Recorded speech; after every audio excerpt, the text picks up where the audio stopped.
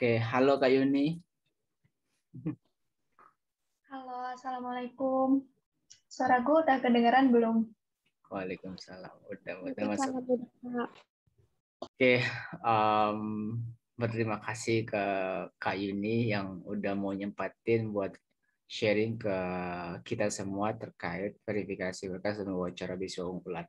BTW Kak Yuni ini baru baru presentasi sore tadi tentang salah satu kompetisi itu PKM, dan dia mau meluangkan waktu buat teman-teman sekalian dia di malam hari ini. Padahal seharusnya dia harus beristirahat dari penatnya kompetisi ya Kak Yuni. Oke, mungkin Kak Yuni boleh memperkenalkan diri sambil sharing dulu. Oke, sebelumnya kenalin aku Yuni, Awarda BU tahun 2020.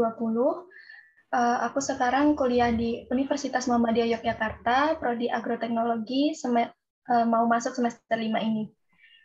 Sebelumnya aku bingung nih sharingnya, aku cerita duluan atau ada yang sesi tanya jawab gitu, Kak?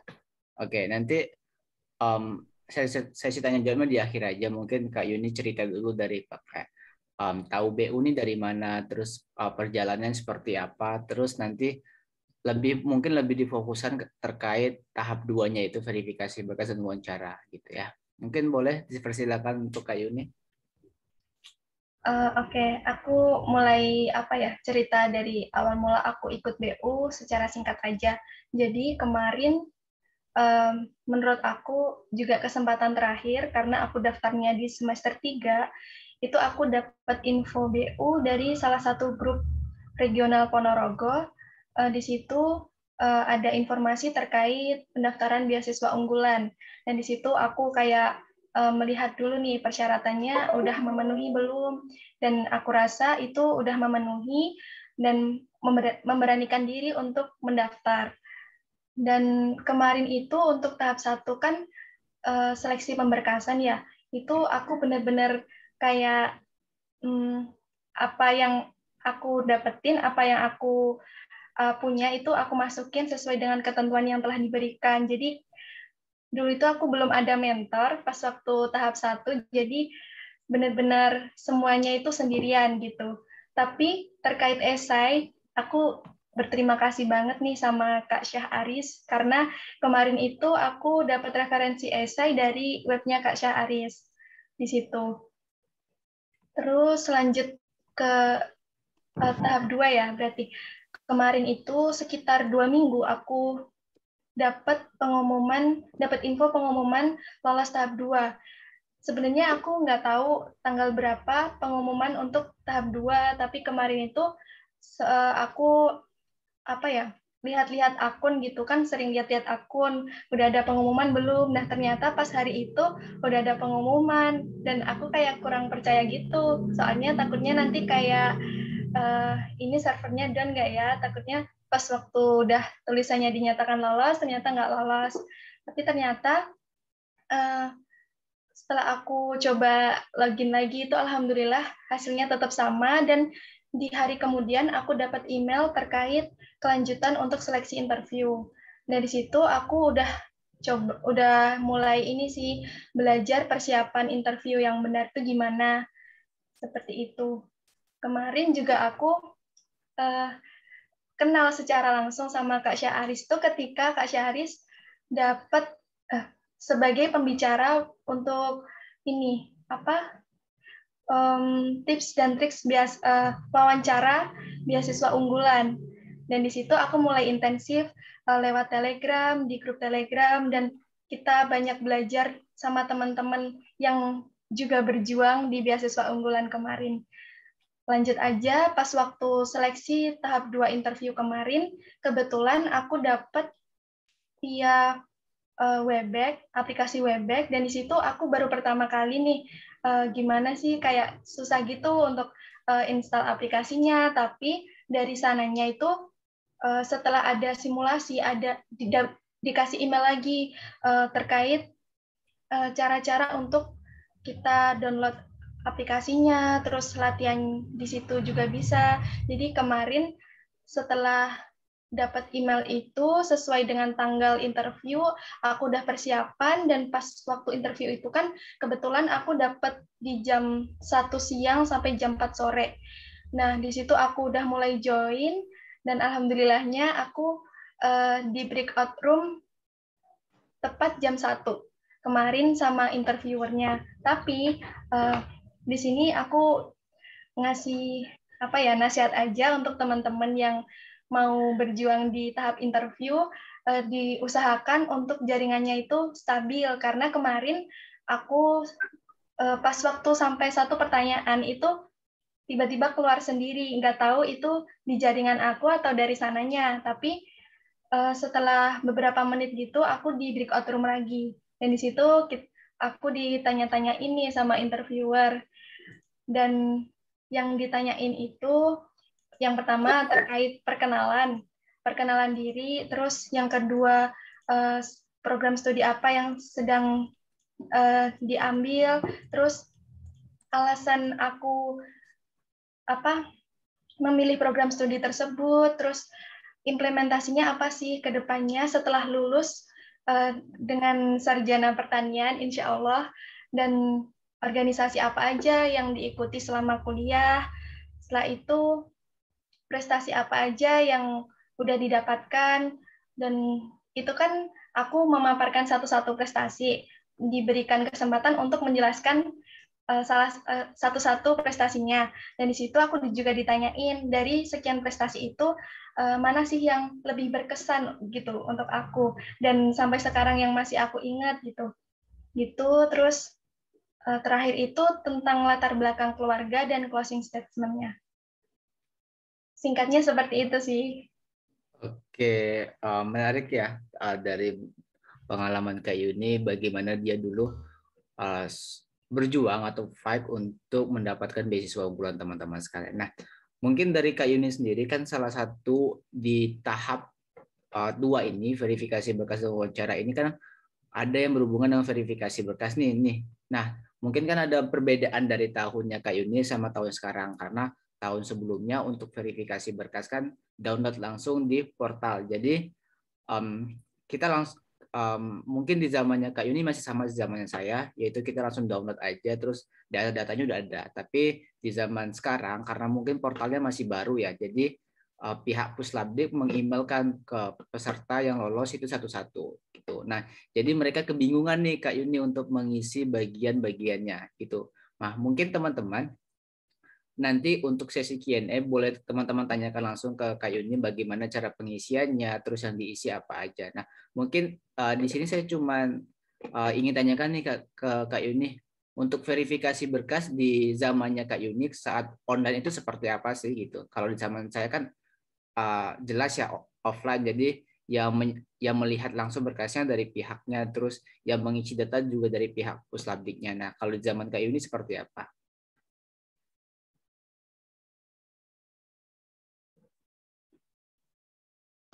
Oke, ini kebetulan aku masih ada arsip untuk form verifikasi berkas ya.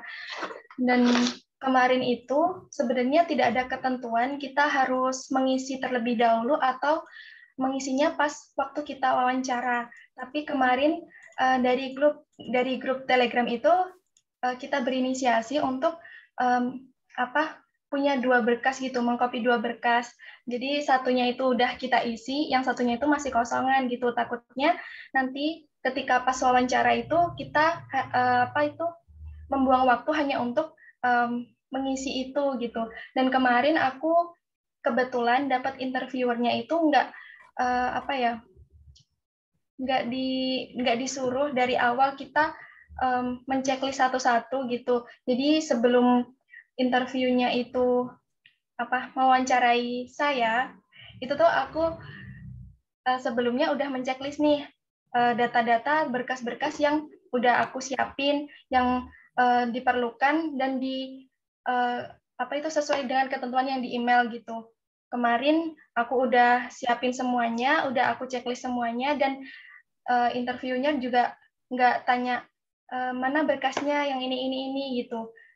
Sebenarnya itu tergantung dari pewawancaranya sih. Soalnya ada juga temen yang satu grup itu dia ditanyain. Jadi jelas banget prosedurnya dari awal.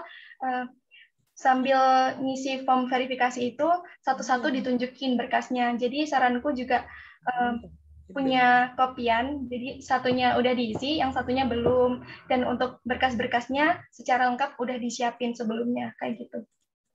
Oke, mungkin itu teman-teman ada saran dari Kak Yuni terkait untuk form verifikasi berkas, di mana teman-teman bisa menyiapkan 2 case, di mana yang case pertama adalah semua datanya itu udah terisi dulu ya, dan itu yang pertama. Yang kedua mungkin teman-teman juga ada yang kosongan dulu nanti biar lebih aman gitu ya. Itu mungkin dari sarannya Kak Yuni. Nah, Kak Yuni sendiri kemarin untuk verifikasi berkas itu kalau nggak salah dikirimkannya setelah kontrak BU atau saat wawancara ya, Kak Yuni kemarin?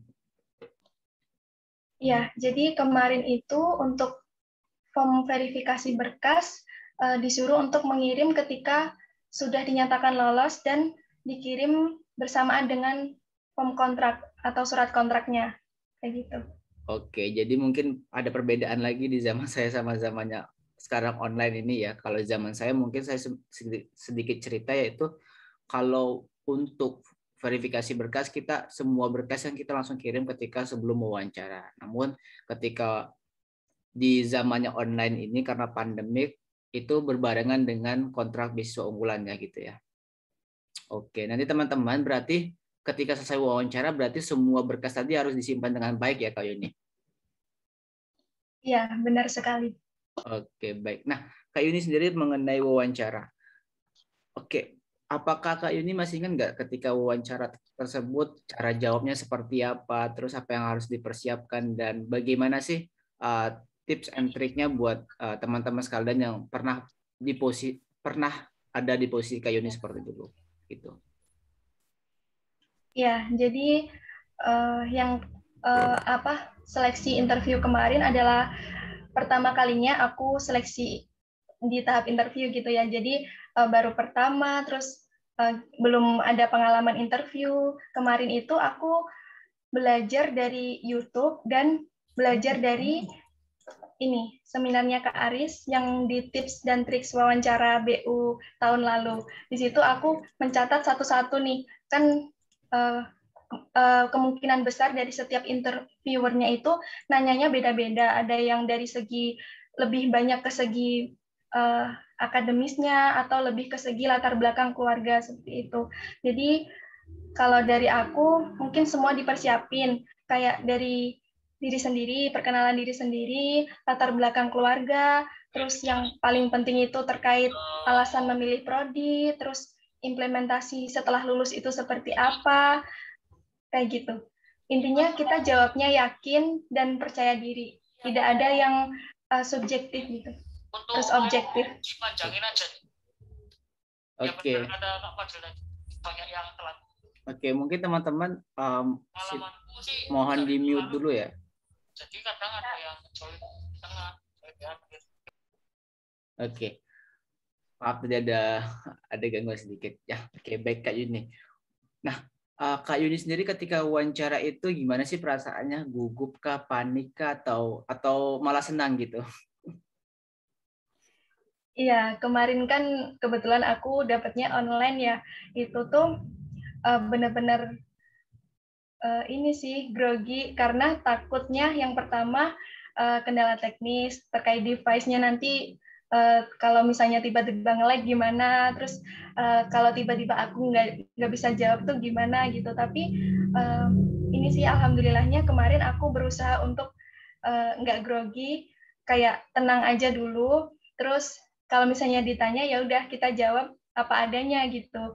Kemarin juga sempat pas waktu seleksi interview, aku tuh benar-benar di depan orang tua menyaksikan langsung, terus kayak pas waktu disuruh menceritakan latar belakang keluarga itu kayak nggak bisa nahan gitu. Tapi ya itu aku jawab apa adanya seperti itu. Malah justru kemarin di closing statement-nya dari interviewernya itu ngasih motivasi kayak gitu. Bener-bener kayak tantangan tapi seru juga gitu. Oke, menarik ya. Ada support system yang terbesar dalam hidup Kak Yuni salah satunya dari orang tua gitu ya. Nah, Kak Yuni sendiri kan sudah ngakuin nih ada rasa gugup ataupun panik. Nah, gimana sih cara Kak Yuni dulu untuk mengatasi hal tersebut biar nggak terlihat panik ataupun terlihat gugup? Apalagi ini kan wawancara gitu ya. Nah, mungkin Kak Yuni bisa membagi saran ataupun tipsnya untuk teman-teman yang lagi berjuang ini. Ya, kalau dari aku pribadi ya, itu tuh aku sebelumnya kan udah latihan banget dari presentasi, latihan sama saudara, kayak disuruh nanyain aku dan aku. Oke, udah mute. Lanjut Kak Ya, Yuni. ya.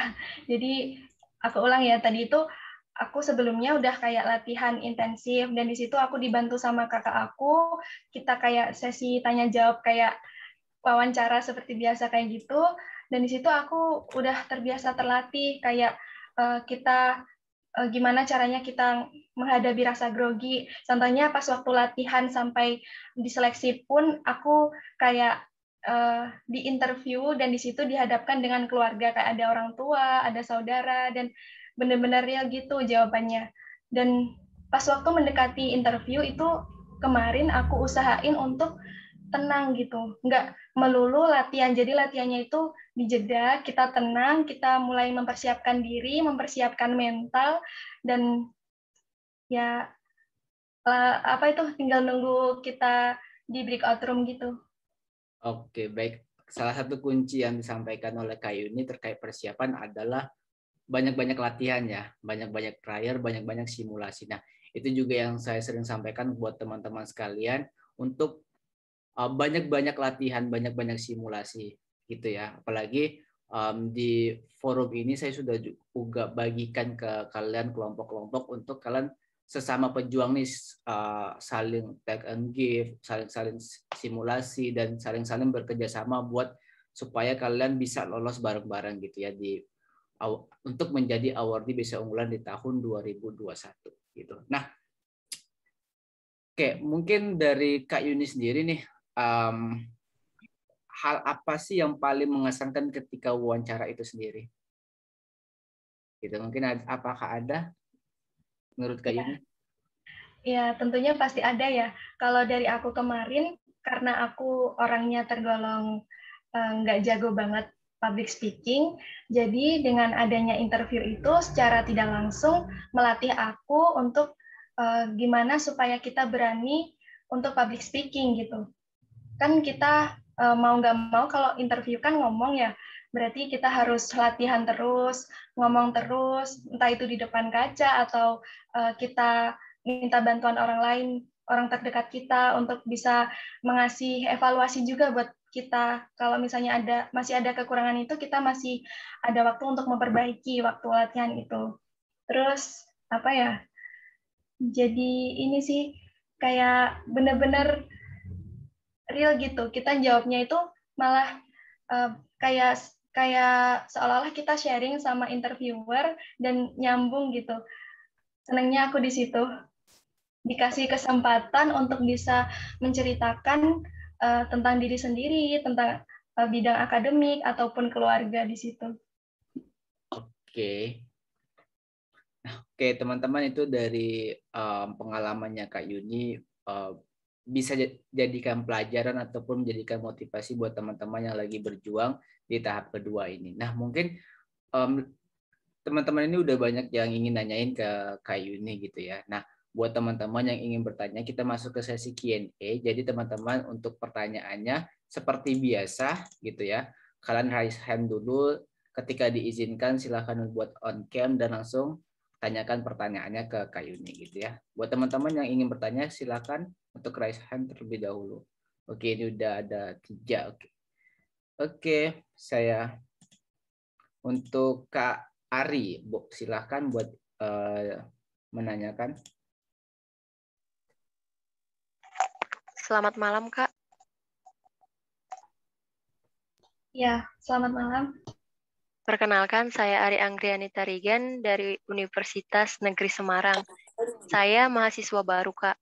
Tadi saya sudah hubungi dosen pembimbing dan dosen yang lain, Kak, mengenai satuan SKS, Kak. Padahal di negeri katanya satuan SKS itu tidak ada, Kak. Jadi bagaimana ya, Kak, solusinya, Kak? Terima kasih, Kak.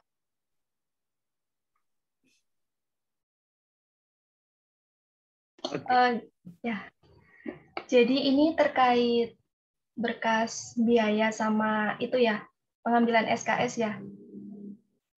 Iya, Kak. Kalau dari aku, kan aku dari swasta nih, jadi mungkin sistemnya berbeda dengan yang negeri. Tapi kalau dari pengalaman teman satu awardnya dulu, itu yang dari negeri juga ini melampirkan SKS tetapnya. Ada nggak? Maksudnya paham nggak? Maksud dari SKS tetap itu UKT-nya, Kak. Berarti satuan SKS-nya itu dikosongkan saja, Kak?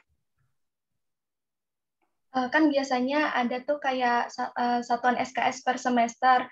Nah, itu dimasukin satuan SKS-nya dan terkait dananya itu yang dimaksud UKT. Benar seperti itu nggak, Kak Aris? Oke, mungkin saya menambahkan aja ya. Jadi memang untuk komponen biaya di negeri dan swasta itu berbeda. Jadi kalau di negeri itu ada golongan sama ada rinciannya gitu ya. Jadi udah yang mungkin Mbak Ari udah nonton di salah satu video saya tentang verifikasi berkas tersebut. Sudah, Kak. Oke, yang saya tampilkan kan itu kan tentang salah satu univ di swasta ya. Jadi kalau di swasta itu kan ada rinciannya per SKS berapa, terus SPP-nya berapa. Nah, itu yang di-cover oleh beasiswa unggulan. Tapi untuk biaya-biaya lainnya enggak. Nah, kalau di negeri memang sistemnya UKT. Nah, memang ada sebagian kampus yang dia udah mengkotakkan. Jadi UKT itu kan udah biaya SPP, biaya dan biaya SKS gitu ya. Nah, biaya SPP itu berapa sih sebenarnya gitu, biaya SKS-nya berapa gitu. Nah, itu mungkin yang dikonfirmasikan terlebih dahulu ke kampusnya. Tapi kalau udah konfirmasi ke kampus dan jawabannya masih sama nggak ada, mungkin bisa dikosongkan dulu untuk harga per satuan SKS-nya, tapi tetap harga UKT-nya tetap dimasukin gitu ya. Oke. Nah, Baik, Kak Aris. Nah, untuk harga UKT ini teman-teman harus pastikan bahwasanya itu harga yang udah divalidasi oleh kampus. Mungkin ada, kalau nggak ada kopnya di suratnya itu mungkin ada tanda tangan ataupun cap dari kampus. Itu sebagai validasi, gitu ya. Baik, Kak. Terima kasih, Kak. Oke. Mungkin ada lagi pertanyaan ke Mbak Yuninya?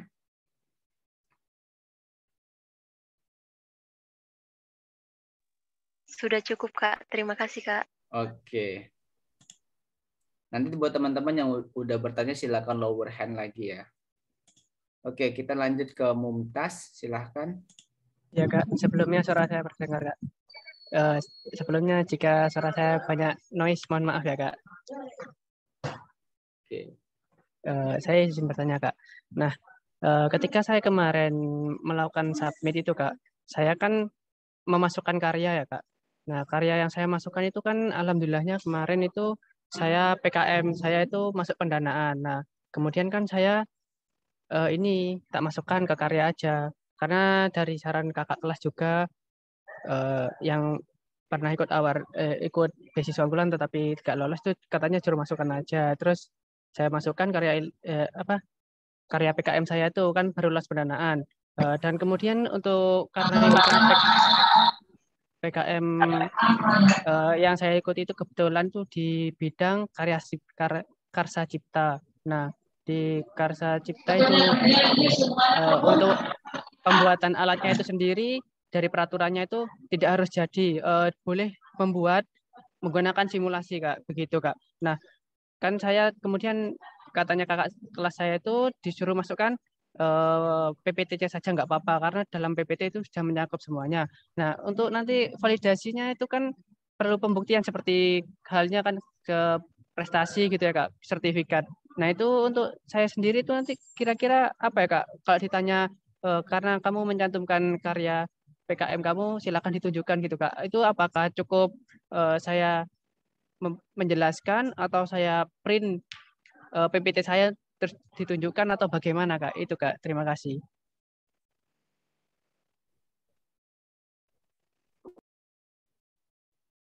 Oke, mungkin dari Kak Yuni. ada pengalamannya hal terkait atau mau dijawab? Baik, aku izin menjawab ya. Kalau ini aku coba cerita singkat aja dari pengalamanku tahun lalu. Jadi yang dimaksud berkas-berkas yang perlu disiapkan itu kan berkas yang udah kita upload waktu seleksi tahap pertama ya. Dan di situ sebenarnya tidak ada ketentuan jelas untuk setiap berkasnya itu harus di print dalam bentuk hard file atau cukup beberapa aja, tapi kalau saran dari aku itu di print aja, nanti ketika siapa tahu dari interviewernya itu meminta bukti gitu. Tapi nggak semua harus di print, misalnya dari proposal kamu atau laporan kemajuan atau laporan akhir kayak gitu, mungkin salah satu yang menjadi bukti kuat dan ketika ditanyakan itu bisa ditunjukkan dan dijelaskan secara singkat seperti itu. Mungkin dari Kak Syaris bisa menambahkan. Oke, mungkin sertifikatnya udah keluar ya? Kalau yang pendanaan itu nggak ada sertifikatnya sih, Kak. Belum ada sertifikatnya kalau yang pendanaan. PKM tahun berapa, Dek? Tahun ini, tadi baru aja PKP 2 ini. Oh, sama. Ya, oke. Kalau tahun ini mungkin semacam ininya aja laporan gitu, mungkin boleh proposal ataupun hal yang mendukung iya. gitu ya. Kalau itu, Kak, alhamdulillahnya saya sudah ke-publish, Kak, itunya, Kak. Artikel saya yang dari publish. Itu lebih bagus kalau artikel. Publishnya di mana? Jurnal atau di jurnal internasional, Kak. Alhamdulillahnya lolos bulan ini, Kak. Oke, good. Key berapa? Apa? Jurnalnya Scopus Q4, ya? Kak. Iya, Q4 apa Q3 ya kemarin? Agak lupa, Kak. Oke, bagus. Teman-teman sana. Oke, nah itu lebih baik kalau jurnalnya aja nggak apa-apa. Karena kalau jurnal kan di portal itu kan ada bagian buku sama jurnal kan. Iya, Kak. Nah, itu soalnya kamu juga ada. Ya, gimana? Iya, Kak. Gimana? Itu jurnalnya aja saya rasa nggak apa-apa. Oh, iya. Soalnya dari jurnalnya juga dapat kayak sertifikasi gitu, Kak. Iya. Oke, mantap. Keren. Terima kasih, Kak. Oke. Semoga lolos ya PIMNAS-nya ya. Ya, amin. Makasih, Kak, doanya. Oke, terus lanjut ke Rafael, silakan. Oke, halo Kak, selamat malam Kak Haris dan Kak Yuni. Sebelumnya saya perkenalkan diri, nama saya Rafael dari Universitas Multimedia Nusantara. Saya izin bertanya Kak, bagaimana tips menghadapi wawancara, karena biasanya kalau sebelum wawancara kan kita latihan tuh lancar, kayak pas latihan sama ayah atau sama ibu lancar. Pas hari H itu takutnya terbata-bata atau grogi. Apakah boleh saya catat jawaban yang sekiranya bakal muncul untuk ditanyakan gitu Kak? Oke, terima kasih Kak.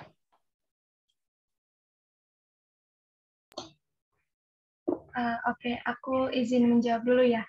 Kalau dari aku untuk tips dan triksnya mungkin iya, kamu catat poin-poin penting yang sekiranya itu nanti ditanyakan, kamu catat, dan kalau bisa ini detik-detik sebelum interview itu kita jangan melulu latihan wawancara, tapi kita perlu untuk meningkatkan mental kita di situ. Kayak kita santai aja nanti menghadapi interviewernya itu dengan santai dan jawab pertanyaan-pertanyaan yang diberikan itu dengan apa adanya, objektif dan percaya diri gitu, yakin dengan jawabannya. Karena kalau dari aku ini takutnya kalau misalnya kita membuat-buat sendiri, kayak sudah membuat jawabannya di sebelumnya itu interviewernya akan kayak curiga gitu, ini jawabannya real atau enggak, seperti itu.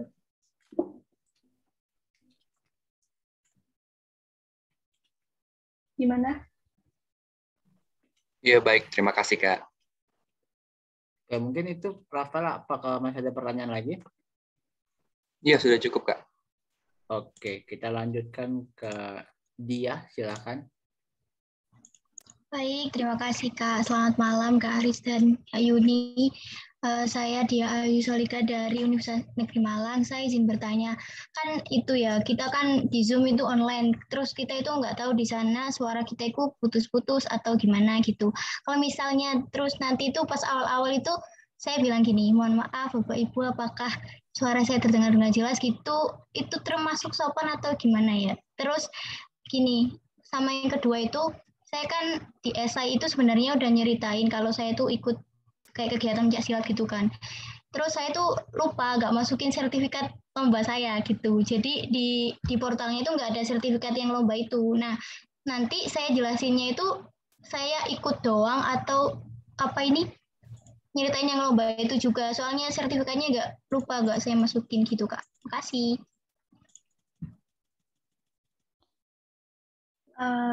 Kak Syaris, aku jawab duluan. Oke, silakan. Iya.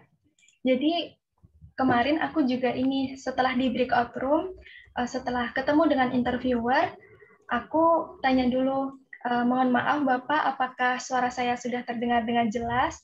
Itu menurut aku biasa-biasa aja, nggak ada ketidaksopanan gitu. Karena itu untuk sebagai pertimbangan ketika ada kendala-kendala yang di luar kendali gitu. Dan terkait sertifikat yang lupa dimasukkan di portal, mungkin nanti jika diberikan kesempatan untuk menjelaskan prestasi-prestasinya, itu ditambahin aja, dijelaskan dan dibuktikan sebagai bahan pendukung, seperti itu. Oke, itu mungkin dia. Apakah masih ada pertanyaan lagi dia? Oh iya, yang ini Kak, yang apa ini yang soal KHS itu loh. Saya tuh bingung ya kan, di portalnya itu yang riwayat pendidikan itu yang SMA itu kan ada apa yang di pendidikan sekarang itu kan cuma bukti nilai gitu, bukan KHS kayak yang per semester itu loh, kayak ya yang semester 2 doang. Nah itu nanti saya tuh siapannya apa aja gitu, apa transkrip nilai SMA juga, yang terus hasil rekap studi yang semester 1 digabungin sama semester 2 atau KS-nya itu per semester gitu Kak, gitu. Gimana ya? Bingung aku jelasinnya. Tuh. Oke, mungkin Kak Yuni boleh, kan sama-sama ongoing berarti ya? Ya, kalau dari aku kemarin, semuanya aku siapin. Dari transkrip nilai saat SMA, itu aku siapin hard file-nya, dan kemudian ada KHS 2 semester. Jadi nilainya itu per semester kita siapin. Seperti itu. Kalau dari aku kemarin kebetulan nggak ditanyain secara apa ya, secara nyata gitu terkait mana KHS-nya, mana transkrip nilainya, tapi lebih ke pembuktian sertifikat-sertifikat. Oke, itu dia. Apa ada lagi dia? Ya sudah, terima kasih banyak. Oke, Sama. lanjut ke Lutfia Nuri. Silahkan. Ya baik, terima kasih kesempatannya Kak Syahris dan Mbak Yuni. Saya Lutfia dari UGM, Magister Arsitektur. Nah, saya mau bertanya terkait wawancara. Kemarin saya sudah mencari beberapa informasi di internet mengenai bahasa wawancara. Ada sebagian yang bilang menggunakan bahasa Inggris tapi spontan gitu. Karena dari pewawancaranya ingin mengetes kompetensi bahasa Inggris. Nah, saya juga dengar informasi kalau untuk jenjang S2 dan S3 itu wawancara dalam bahasa Inggris. Apakah benar atau masih tentatif? Terima kasih.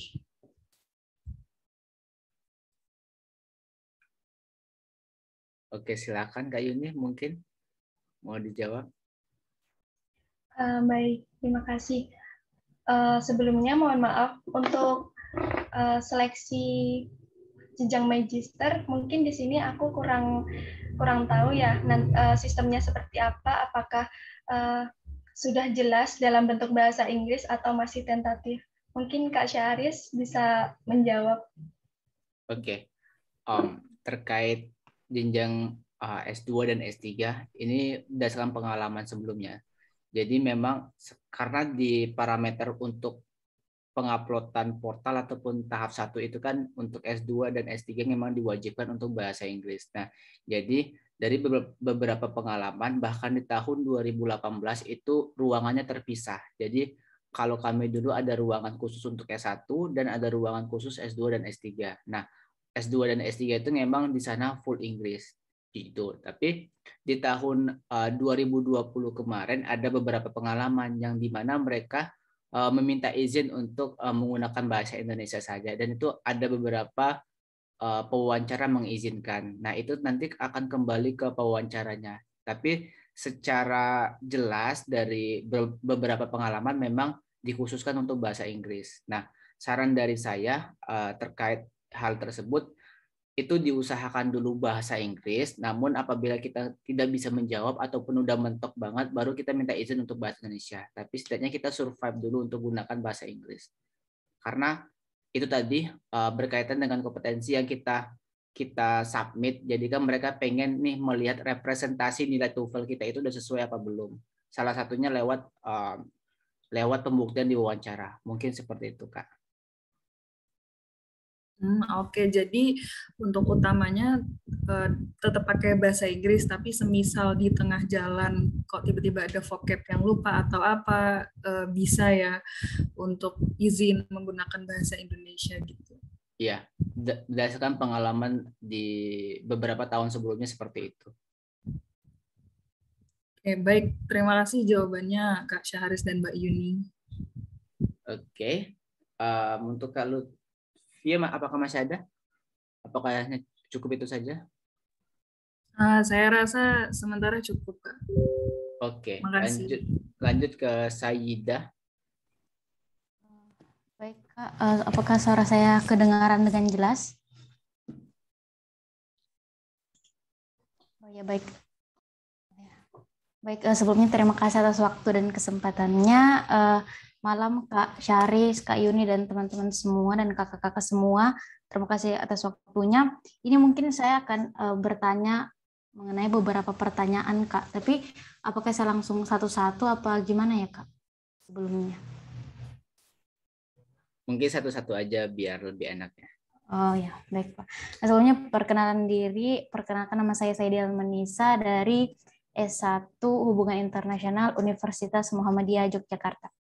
Yang pertama ini Kak, kan terkait ketika wawancara nanti itu kita menyetorkan secara bukti fisik gitu ketika hari H nanti gitu. Tapi saya lihat di sini dari ada di email cuman terdapat 6 persyaratan saja, sedangkan yang di form itu ada 9. Jadi menurut Kakak ini maksudnya kita mengikuti yang mana? Apakah yang di emailnya atau yang di formnya secara keseluruhan untuk menjadi bahan bukti fisik? Itu dulu. Terima kasih.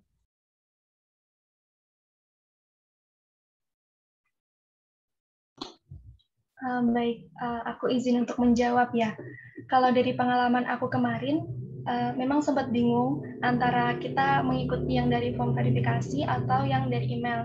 Tapi aku sendiri berinisiasi untuk menyiapkan keseluruhan berkas, misalnya ada yang misalnya di berkas form verifikasi itu ada, tapi di email itu nggak ada, itu tetap aku siapkan. Ketika misalnya ada yang dari form verifikasi dan di email itu berkasnya sama, ya udah itu diambil salah satu, seperti itu. Gimana? Baik, Kak. Kasih. Oke, mungkin lanjut ke pertanyaan keduanya. Iya. Pertanyaan selanjutnya Kak, misalnya kayak kemarin kan ketika penguploadan yang di web itu kan misalnya kita mencantumkan beberapa sertifikat prestasi, misalnya 10 atau mungkin lebih dari 10 atau mungkin kurang gitu. Misalnya salah satunya kayak ada surat pencatatan ciptaan saya dari Kementerian Hukum dan Hak Asasi Manusia gitu ya Kak. Itu apakah nanti secara keseluruhan total misalnya saya menyerahkan kemarin ketika di portal itu kurang lebih 10 sertifikat, apakah semuanya di print atau gimana ya Kak? Misalnya untuk pembuktian nanti atau mungkin ketika disuruh jelaskan gitu Kak. Terima kasih. Baik, aku izin menjawab. Jadi terkait sertifikat, kemarin kan aku diberikan kesempatan untuk menjelaskan setiap sertifikat yang udah diupload ya. Kemarin aku awalnya itu menjelaskan sertifikat yang menurut aku terbaik gitu. Jadi dari terbaik sampai yang paling bawah itu aku jelasin. Nah, saran dari aku itu dijelasin dijelasin semuanya, tapi dari yang terbaik dulu. Ketika dari interviewernya itu sudah mengatakan cukup, itu ya udah cukup sampai di situ gitu. Yang terpenting ketika kita menjelaskan dari awal itu dari sertifikat yang terbaik dulu. Oke, seperti itu. Saida, apakah masih ada pertanyaannya? Mungkin kurang lebih ya, dikit lagi Kak. Mohon maaf ini kalau banyak tanya, soalnya masih baru Kak. Enggak apa-apa. Sebelumnya kalau mengenai ini Kak, untuk LOA itu kan saya lihat letter of acceptance-nya kan yang saya lihat di portalnya itu untuk mahasiswa baru. Misalnya kayak aku yang ongoing ini baru naik semester 3 itu Kak, apakah juga harus itu berupa apa ya Kak? Kayak maksudnya itu kalau misalnya kita ongoing ini tetap kayak surat aktif kuliah minta di dekanat atau mungkin fakultas atau mungkin cukup dengan pembuktian KTM ya Kak? Kalau misalnya ongoing kayak gini, soalnya LOA-nya itu saya lihat untuk mahasiswa baru gitu. Kalau kayak yang ongoing itu apakah kayak harus minta bukti surat aktif kuliah gitu, apakah atau cukup dengan foto KTM saja gitu. Terima kasih. Baik, aku izin menjawab. Kalau dari aku kemarin yang perlu dipersiapkan itu adalah KTM asli. Jadi ditunjukin KTM aslinya. Gitu. Maaf, surat aktif kuliah itu yang biasa kita minta di dekanat, fakultas atau prodi itu berarti nggak usah ya Kak? Sebelumnya aku mau nanya, pas waktu upload berkas kemarin, salah satunya kamu nguploadnya surat aktif kuliah atau KTM? Saya uploadnya KTM, tapi kayaknya ada juga yang diminta tentang surat aktif kuliah, saya menyerahkan juga Kak. Jadi saya sebelumnya udah minta ke dekanat fakultas gitu. Oh, jadi sebelumnya, jadi intinya kamu sekarang udah ada berkas terkait surat aktif kuliahnya ya? Iya Kak. Kalau gitu lebih baik dua-duanya dipersiapin. Jika sudah ada surat aktif kuliah dan KTM-nya dua-duanya dipersiapkan, kemungkinan nanti yang perlu dibuktikan itu yang mana itu tergantung dari interviewernya. Baik Kak, terima kasih. Oke, lanjut Saida, masih ada? Masih ada 2 Kak. Kalau bukan 2, iya. Nggak apa-apa. Ini Kak, kalau mengenai surat pernyataan itu yang di emailnya itu kan itu yang kalau kemarin di portalnya kalau nggak salah yang surat pernyataan 3T.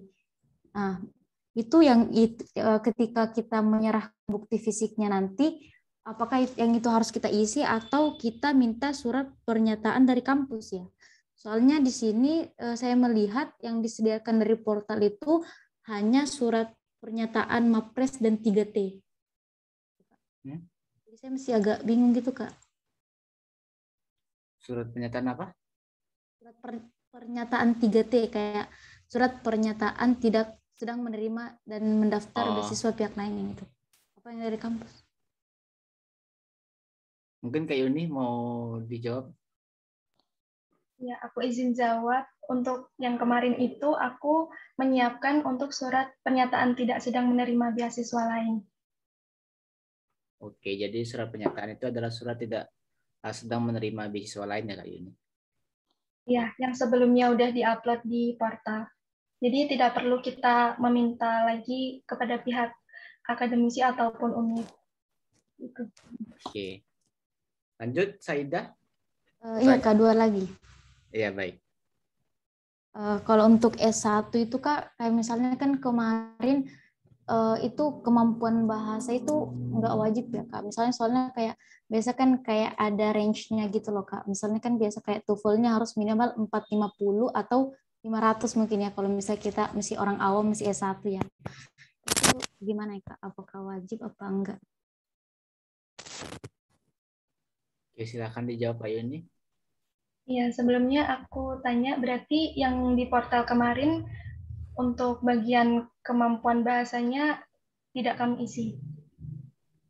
Seingat saya isi Kak, pernah tes TOEFL tapi nilainya itu masih di bawah rata-rata gitu Kak, jadi bisa dibilang masih kurang. Baik. karena S1 itu tidak diwajibkan untuk TOEFL-nya ya Karian ya. Kalau dari aku kemarin nggak ditanyain terkait bukti-bukti secara fisiknya terkait kemampuan bahasa seperti itu.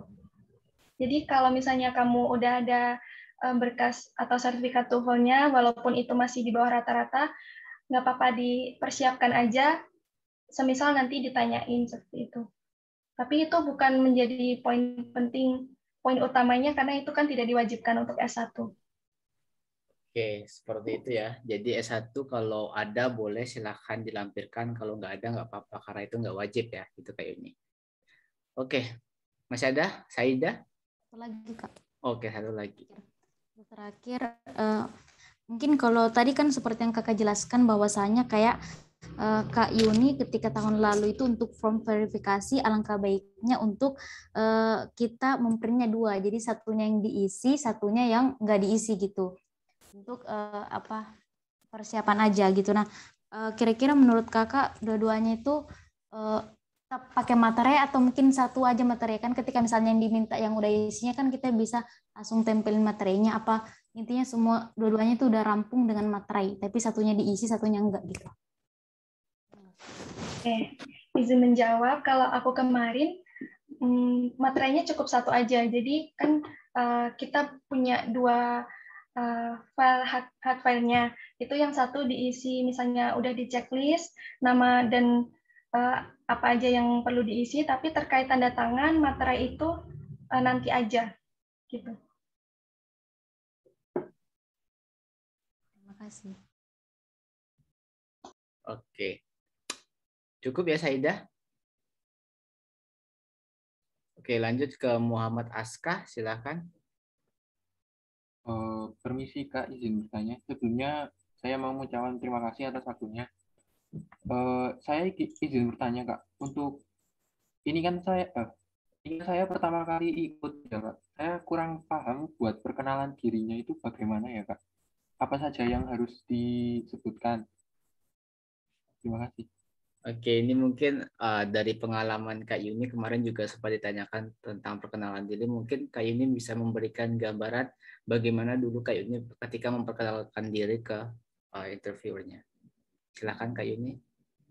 Baik, aku izin menjawabnya. Jadi untuk perkenalan, kemarin aku juga belajar dari Kak Aris juga, itu jangan semua kita ceritakan. Jadi poin-poin pentingnya itu seperti nama, domisili, terus studi, serta kelemahan dan kelebihan. Tapi untuk kelemahan dan kelebihan kemarin aku lebih ke intinya aja, jadi tidak bertele-tele seperti itu. Oke, mungkin Kak Yuni bisa memberikan, kalau masih ingat nih, ketika ditanyain untuk perkenalan, mungkin Kak Yuni boleh memberikan gambaran ketika Kak Yuni jawabnya seperti apa dulu. Oke, aku coba memberikan gambaran sekilas aja kali ya. Jadi kalau aku kemarin itu seperti ini. Baik, perkenalkan, nama saya Yuni Siti Mauna. Saat ini saya sedang menempuh studi program studi agroteknologi Universitas Muhammadiyah Yogyakarta. Dan saat ini saya sedang menempuh studi itu di semester 3. Sekarang saya berdomisili di Ponorogo. Untuk kelemahan dan kelebihan saya, ya seperti itu. Intinya seperti itu sih, kayak mungkin aku nggak bisa memberikan contoh yang sama persis dengan kemarin, tapi intinya seperti itu, poin-poin pentingnya aja yang perlu diceritakan, jadi terkait kayak usia atau hobi, seperti itu mungkin tidak diceritakan. Kalau dari aku seperti itu. Oke, mungkin itu dari gambaran Kak Yuni, mungkin Kak Yuni belum bisa memberikan apa yang dia ingat yang seperti dahulu ya, tapi poin penting dari sampaikan Kak Yuni adalah mungkin dari perkenalan bisa terkait nama, terus studi kita sedang apa, terus juga bisa masuk terkait bagaimana kita yang berhubungan dengan karakter dari kelebihan dan kekurangan kita. Mungkin itu Kak Yuni? Iya, benar seperti itu. Oke, itu mungkin jawaban dari Kak Yuni. Muhammad Askah, apakah masih ada pertanyaan lagi? Ada Kak. Jadi waktu saya menampilkan sertifikat itu saya ikut Olimpiade Kimia di ITB. Cuman sama pihak panitianya itu tidak dikasih hard file dan saya ngeprint sendiri itu kayak buram-buram gitu Kak. Apa itu aman ya Kak? Maksudnya buram itu berarti terkait hasil printnya atau gimana? Iya, hasil printnya kayak tidak seperti sertifikat yang kalau hard file dikasih panitia gitu Kak. Ya, ini juga terjadi di aku sih. Kemarin aku sempat dapat sertifikat hak cipta juga dari Kementerian HAM, dan di situ kan cuma dikasih soft file-nya aja, dan aku ngeprint sendiri dengan kertas yang seadanya. Yang terpenting itu buktinya kita tunjukin gitu, ada tertera tulisan yang mendukung dan membuktikan kalau kita mengikuti kegiatan tersebut. Jadi tidak dipermasalahkan terkait kertasnya itu harus sama dengan sertifikat seperti biasanya atau gimana.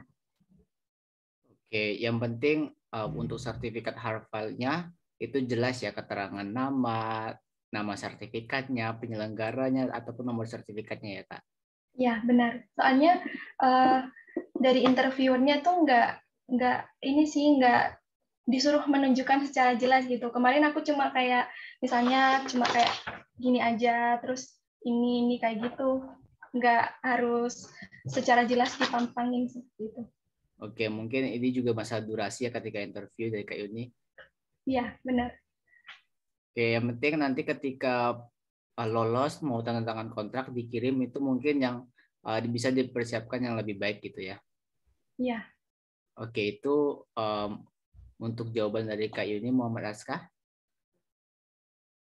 Sama satu lagi ya Kak. Saya ini kan masih mahasiswa baru 2 minggu ini kuliah, dan waktu saya membuat esai itu saya ingin mengikuti kayak organisasi-organisasi itu. Nah, tapi sekarang belum ada open recruitment gitu. Itu nanti kalau ditanya saya jawabnya bagaimana ya Kak? Oke, silakan Kak Yuni. Oke, aku izin jawab karena masih mahasiswa baru ya. Berarti dari pihak interviewernya itu udah paham betul kalau mahasiswa baru emang belum banyak pengalaman di organisasinya, apalagi masih masuk 2 minggu ini. Jadi dijawab apa adanya aja. Kalau misalnya saat ini masih belum mengikuti organisasi, tapi kamu punya rencana gitu, nanti bakal ikut apa dengan tujuan yang jelas seperti itu. Oke, itu mungkin jawaban dari Kak Yuni. Yang penting kalau belum ada dijawab aja secara real, secara kondisi kamu, tapi kamu bisa memberikan gambaran terkait planning kamu ke depan gitu ya Kak Yuni. Iya, betul. Oke. Muhammad Aska, apakah masih ada pertanyaan? Oke. Terima kasih Kak. Oke, kita lanjut ke Apuy dulu ya. Tadi Mumtaz sudah. Oke, silakan Apuy. Bisa, terima kasih atas kesempatan waktunya.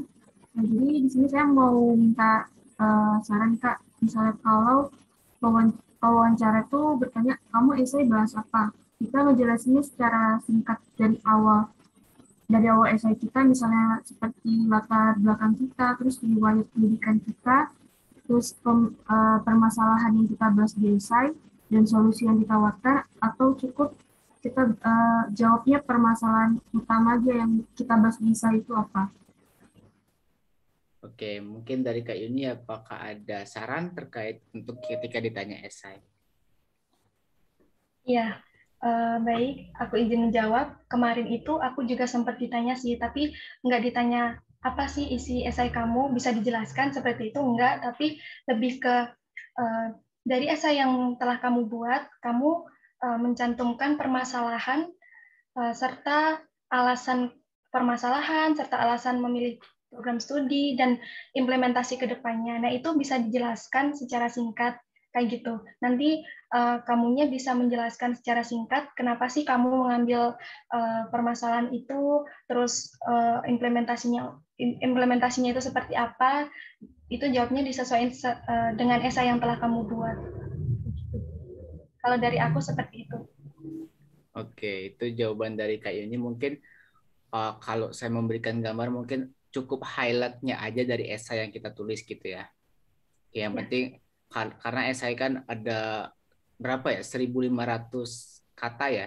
Itu kalau diceritakan dari awal sampai akhir mungkin panjang banget. Mungkin bisa highlight-nya saja secara singkat gitu ya Kak Yuni. Ya, benar. Dan Oke. ya, Gimana Kak Yuni, ada tambahan? ya, jadi kan kita tidak ada ketentuan batas waktu kita interview, itu tergantung interviewernya. Kemarin kebetulan aku sendiri di interview selama 45 menit, sedangkan teman yang satu grup itu ada yang cuma 15 menit, ada yang 20 menit, jadi tergantung dari interviewernya juga. Oke. Jadi tergantung interviewer pewawancaranya ya nanti. Ya. Oke, itu mungkin Apuy, apakah sudah jelas? Ya Kak, sudah Kak. Kasih Kak. Oke, apakah cukup pertanyaannya? Apakah masih ada? Cukup satu itu aja Kak. Oke, lanjut ke Mila Amelia. Ya, Assalamualaikum warahmatullahi wabarakatuh. Sebelumnya mohon maaf nggak bisa on cam. Soalnya kameranya ya tidak apa-apa. kurang. Ya nggak apa-apa. Ya. Baik, terima kasih. Saya Mila Amelia, mahasiswa baru dari Universitas Islam Sultan Agung Semarang. Saya ingin menanyakan terkait sertifikat yang saya upload itu. Saya rasa sertifikatnya biasa aja, hanya juara 2 festival kreasi kesenian itu pun berkelompok. Namun saya mempunyai sertifikat yang perorangan atau individu. Dan sertifikat lainnya itu cuma sertifikat ekstrakurikuler dan sertifikat menjadi finalis lomba Festival Doodle Internasional yang diadakan oleh UNES. Kira-kira peluang lolosnya itu besar atau kecil ya, Kak? Oke, mungkin Kak Yuni, silahkan. Baik, aku izin menjawab. Jadi kalau ditanya terkait peluang lolosnya besar atau kecil, mungkin aku nggak bisa ngejawab dengan gamblang gitu ya, nanti lolos atau enggak. Tapi dari aku, karena aku juga kita masing-masing dari kita itu prestasinya beda-beda sesuai dengan kemampuan kita.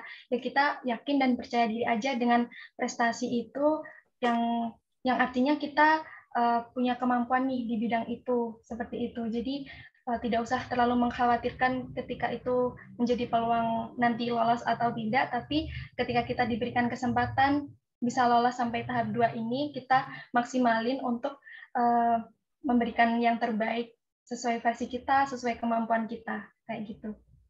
Mungkin dari Kak Aris mau menambahkan?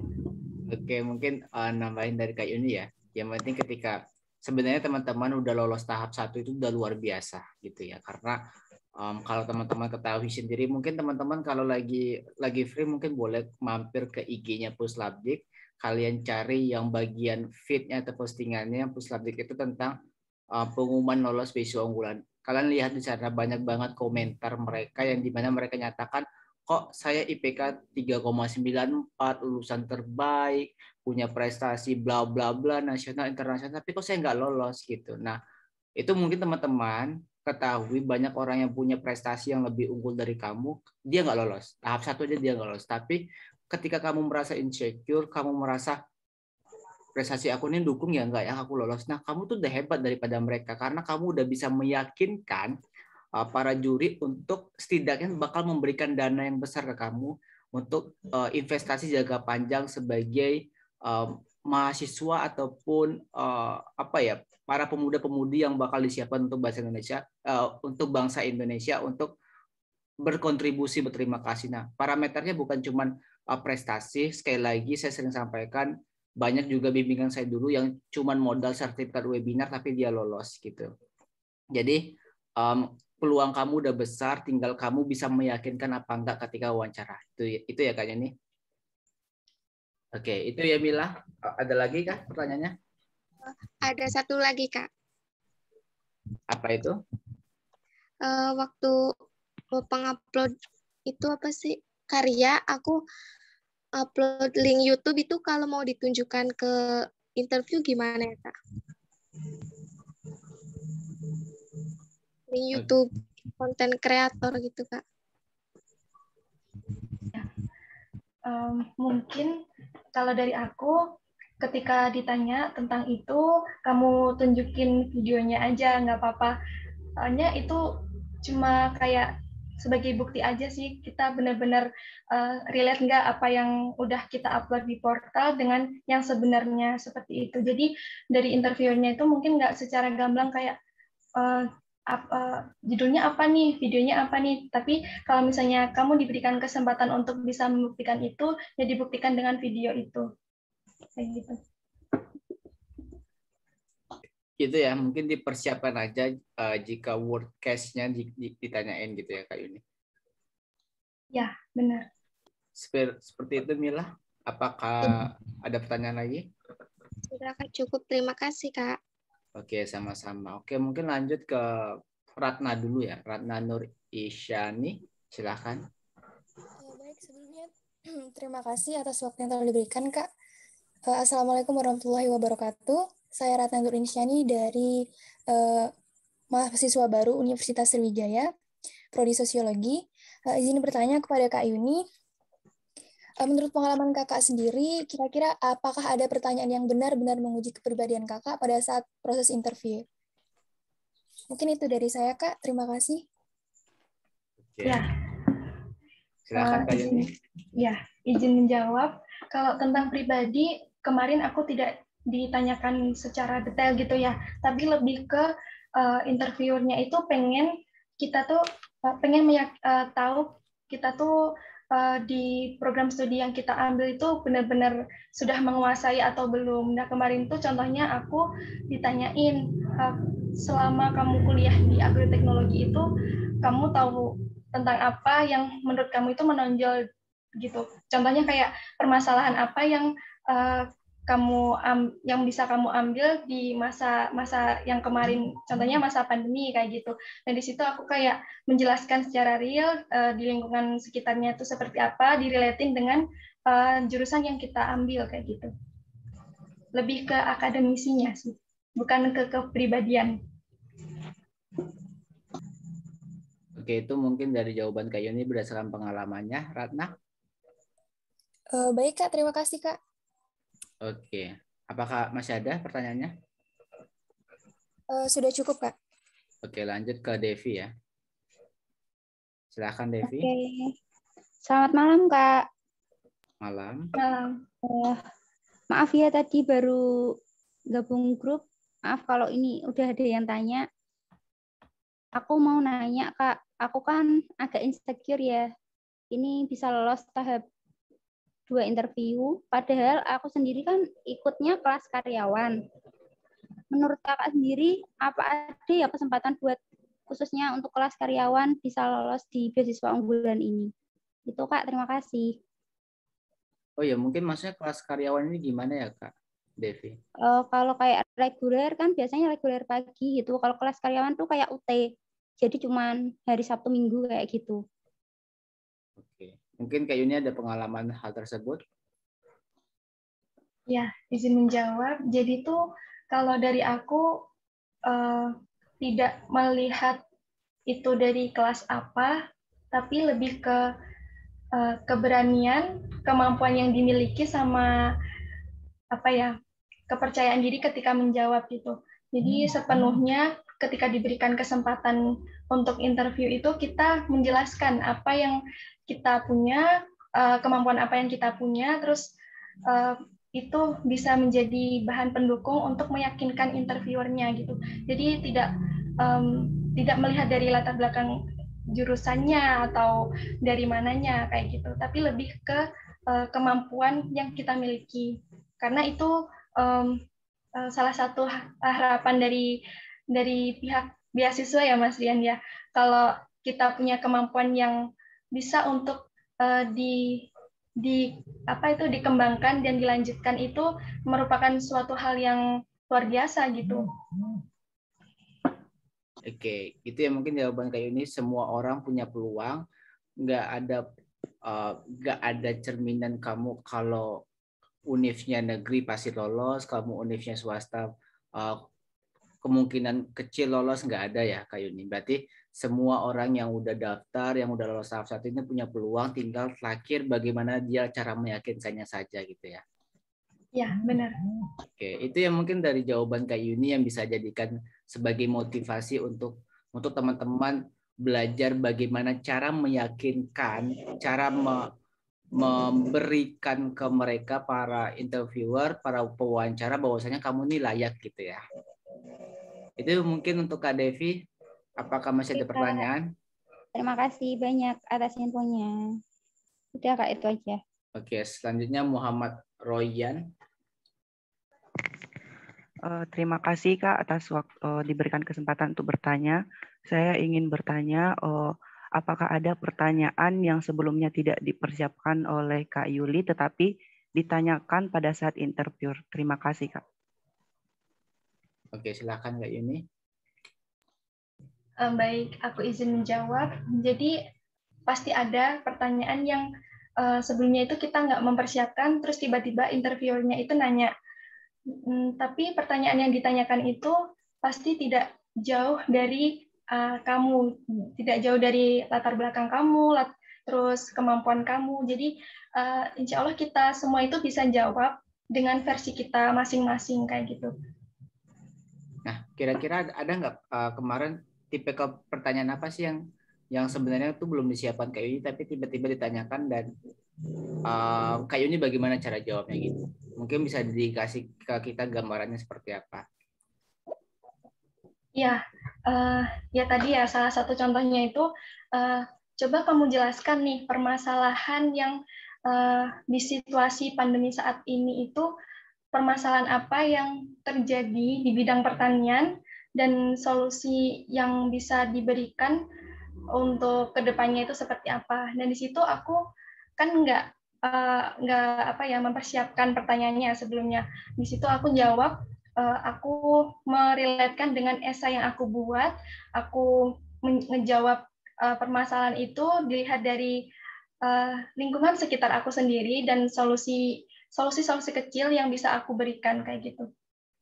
Oke, mungkin itu dari pengalaman Kak Yuni. Jadi mungkin ketika kita udah persiapannya yang baik, tapi masih ada yang miss, masih ada yang lolos gitu ya dari pertanyaan yang kita siapkan. Tapi sebenarnya pertanyaan-pertanyaan yang bakal muncul walaupun tidak kita siapkan itu pasti nggak jauh dari apa yang kita submit gitu ya Kak Yuni. Ya. Oke, gitu ya Muhammad Royan. Ada lagi Kak, satu lagi. Silakan. Bagaimana cara Kakak misalkan ditanyakan bagaimana rencana jangka panjang? Terima kasih. Oke. Mungkin Kak Yuni kemarin sempat ditanyain nggak terkait jangka panjang ataupun implementasi ataupun planning gitu, Kak Yuni? Kalau kemarin di aku kebetulan nggak ditanyain, tapi pas waktu seleksi pemberkasan itu kan aku sempat mempersiapkan proposal rencana studi yang pada akhirnya itu tidak diupload. Tapi dari aku sendiri walaupun itu tidak diwajibkan tetap aku upload gitu. Di situ misalnya nih ditanyain terkait rencana kedepannya seperti apa, bisa kamu jelasin sesuai dengan cita-cita kamu kedepannya seperti apa dan bisa direlatin juga dengan program studi yang kamu ambil sekarang kayak gitu. Oke, berarti bisa dikatakan terkait cita-cita ya setelah planningnya mau ngapain, mungkin ada jangka pendek maupun jangka panjang gitu ya. Jadi ya, kalau jangka pendek mungkin selama perkuliahan kita mau ngapain, mau ngikut kegiatan apa, join di organisasi apa gitu ya. Kalau jangka panjang lebih ke tepatnya kamu setelah lulus kuliah mau ngapain, mau kerja kan, mau lanjut studi terus atau mau mengejar cita-citamu, mengejar passionmu gitu ya. Yang pastinya itu sesuai dengan versi kita masing-masing itu ya Kak Yuni? Iya, benar. Oke, baik itu ya Muhammad Royan. Baik Kak, terima kasih Kak. Oke, silakan untuk Mumtaz.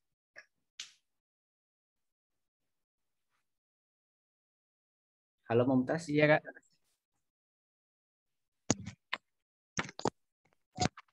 Tengah Kak. Ya. Bentar ya Kak.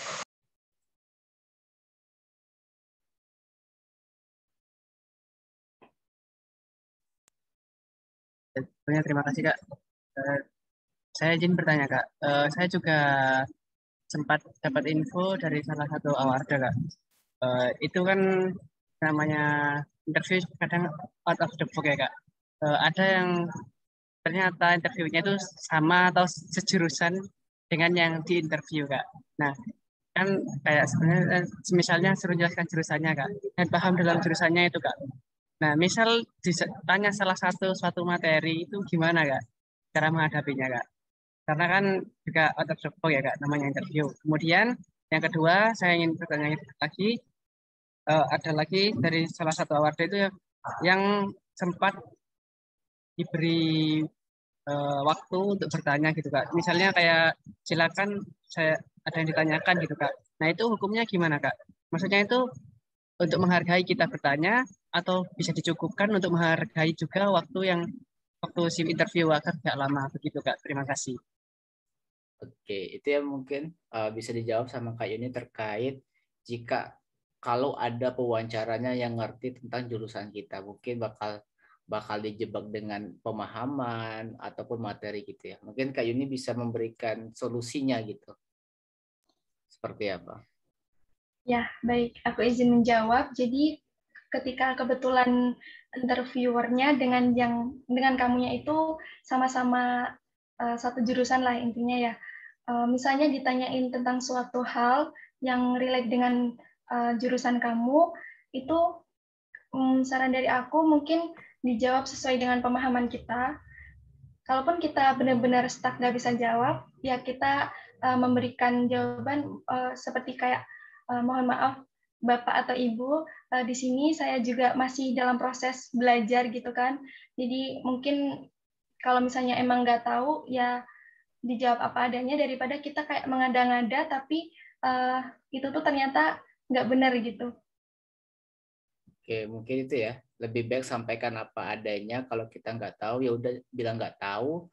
Tapi kita tetap ikhtiar coba jawab. Tapi cara jawabnya bukan melenceng jauh dari pertanyaan gitu ya Kak Yuni. Iya, benar. Itu ya Mumtaz. Nah mungkin yang pertanyaan kedua berhubungan dengan apa tadi ya? Boleh diulang pertanyaan keduanya? Oh, iya, Kak. Suara saya terdengar nggak Kak? Iya, kedengar. Iya. Oh ya, terima kasih Kak. Untuk pertanyaan kedua itu, saya juga mendapatkan info dari Awarda itu ada beberapa interview itu yang seperti memberikan kesempatan kita untuk bertanya itu Kak.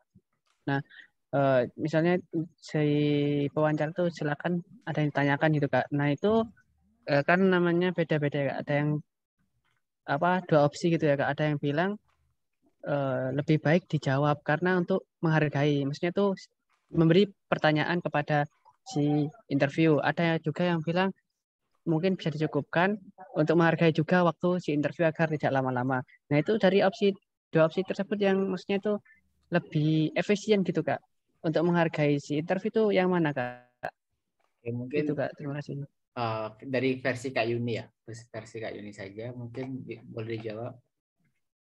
Ya, kalau dari versi aku, mungkin ketika diberikan kesempatan untuk kita bertanya, dan dari kita sendiri pun kebetulan ada hal yang perlu banget kita tanyain, ya nggak apa-apa. Itu kan kesempatan untuk kita bertanya, selagi itu tidak melenceng dari hal-hal yang relate dengan interviewnya itu. Jadi itu kembali ke diri kita, misalnya kita ada hal penting yang kita tuh kepikiran terus untuk ditanyakan, ya ketika diberi kesempatan seperti itu kita tanya kayak gitu. Oke, intinya kalau kamu punya pertanyaan dan menurutmu penting silakan tanyakan gitu ya. Kalau tidak ada ya silakan dicukupin saja gitu ya Kak Yuni. Iya benar. Oke, itu yang Mumtaz. Ya Kak, terima kasih atas jawabannya Kak. Oke, lanjut ke Pepi, silahkan. Oke, benar. Oke, mungkin suaranya agak putus-putus, Pepi. Oh. Mungkin boleh bisa, dulu. apa suara saya terdengar? Oke, ini udah agak lumayan. Jelas nggak? Ini udah agak jelas. Oke. Sebelumnya mohon maaf izin off cam karena jaringannya emang lagi nggak bagus dan saya baru masuk, jadi sebelumnya mau izin bertanya perihal yang mekanisme pas di Zoom-nya itu pas tahun 2020 kemarin kayak gimana gitu. Dan saya pernah mendengar juga bahwa kan pas di awal tuh kemungkinan besar kita tuh disuruh perkenalan diri. Nah, pertanyaan-pertanyaan selanjutnya itu gimana perkenalan diri kita gitu. Maksudnya kadang ada pertanyaan yang diambil dari ungkapan kita atau apa yang kita sampaikan saat perkenalan diri. Apakah itu benar? Seperti itu. Mungkin itu dulu dari saya pertanyaannya. Apakah jelas? Oke, Kak Yuni silahkan dijawab dulu terkait mekanismenya dan perkenalan satu wawancara. Ya, izin menjawab. Kalau yang tahun kemarin itu kebetulan ada 2 versi ya, lewat aplikasi Webex sama video call WA biasa. Kebetulan aku tergolong yang di aplikasi Webex. Di situ sama seperti Zoom, kita masuk ruangan melalui link yang telah dikirimkan lewat email. Dan di situ kita semua peserta, semua interviewer itu dalam satu ruangan. Nah, ketika sudah waktunya kita untuk wawancara itu bakal di breakout room. Jadi di situ tinggal kita masing-masing dari kita sama salah satu interviewer. Jadi tidak ada peserta lain yang tahu kayak gitu. Itu yang pertama. Untuk yang kedua terkait perkenalan, apakah benar itu berhubungan dengan jawaban kita? Sebenarnya tidak ada jawaban yang pasti ya. Itu tergantung juga dari interviewernya. Ketika emang dari interviewernya itu tertarik dengan dan pengen tahu lebih lanjut dengan jawaban kamu sebelumnya, mungkin akan ditanyakan. Tapi ketika dari interviewernya itu udah cukup menerima informasi itu, mungkin lanjut ke pertanyaan selanjutnya kayak gitu. Oke. Jadi kayak dipersiapkan aja intinya. Oke, itu ya Pepe. Jawabannya mau silakan. Izin nambah lagi bertanyanya. Boleh nggak apa-apa? Silakan. Oke, terima kasih. Untuk menurut sepengalaman Teh Yuni kemarin, dalam hal kita menyampaikan kelebihan dan kekurangan, sebaiknya seperti apa? Oke. Terima kasih. Bagaimana Kak Yuni, Teh Yuni kemarin jawab terkait kelebihan dan kekurangan? Mungkin boleh disampaikan ulang Kak Yuni? Ya, mungkin kalau kelebihan dan kekurangan itu berarti lebih ke kepribadian kita masing-masing ya. Jadi sampaikan aja yang kamu rasa itu kamu memiliki keunggulan di mana dan kelemahan di mana. Dan saran saya, misalnya udah nyebutin nih kelemahannya apa, dikasih tambahan kata dengan adanya dengan kekurangan yang saya miliki, kamu itu berusaha untuk kedepannya itu seperti apa gitu. Jadi kayak dengan kelemahan itu kita bisa lebih berkembang dan lebih baik untuk kedepannya kayak gitu. Oke, itu mungkinnya terkait kelebihan dan kekurangan. Mungkin ini berkaitan dengan keterampilan ataupun skill gitu ya. Nah, kalau biasanya kalau berhubungan kekurangan, jangan sebutin apa aja kekurangan, tapi udah dinyatakan juga bahwasanya kita udah berusaha untuk problem solving dari kekurangan kita. Itu ya Kak Yuni? Ya, benar. Oke, mungkin itu ya. Jadi mungkin setiap orang pasti punya kelebihan dan kekurangan masing-masing. Terkadang mungkin kita nggak ngerti kekurangan kita apa, kadang kita nggak ngerti kelebihan kita apa. Nah, mungkin salah satu metode yang kita dapat ketahui dari kekurangan kita adalah orang terdekat kita. Karena terkadang kita juga mungkin nggak ngerti diri kita sendiri ini seperti apa, bagaimana gitu ya. Mungkin kita bisa mengetahuinya salah satu metodenya dari teman-teman kita ataupun sahabat kita yang terdekat, yang kita bisa minta saran dari mereka terkait apa sih kelebihan dan kekurangan kita, gitu ya. Itu mungkin itu aja tambahan dari saya untuk mengetahui sih bagaimana kelebihan dan kekurangan kita. Jika kita benar-benar nggak ngerti apa sih kekurangan dan kelebihan kita. Gitu ya, Pepe. Oke, siap Kak. Oke. Makasih.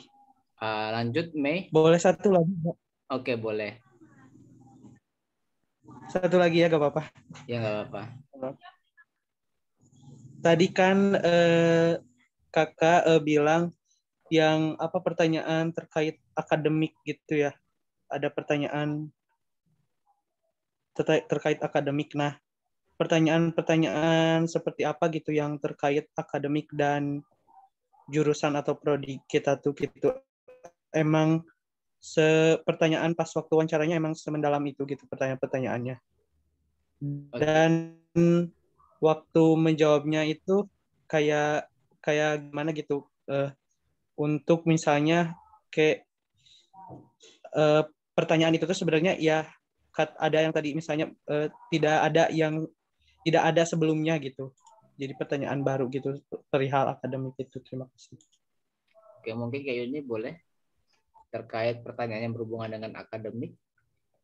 Ya, kalau aku kemarin itu direlatin dengan ini ya, jawaban aku sebelumnya. Salah satunya, misalnya aku sekarang lagi menempuh studi di jurusan agroteknologi. Nah, itu dari interviewer bertanya, apa sih alasan kamu masuk ke jurusan tersebut? Nah, ketika itu ya kita jawab sesuai dengan alasan kita kenapa kita masuk di jurusan tersebut. Dan selanjutnya kemarin aku ingat ditanyain lebih ke permasalahan tadi. Jadi permasalahan yang terjadi di sekarang saat pandemi ini di lingkungan sekitar dan mungkin problem solving-nya itu seperti apa dari versi aku sendiri kayak gitu.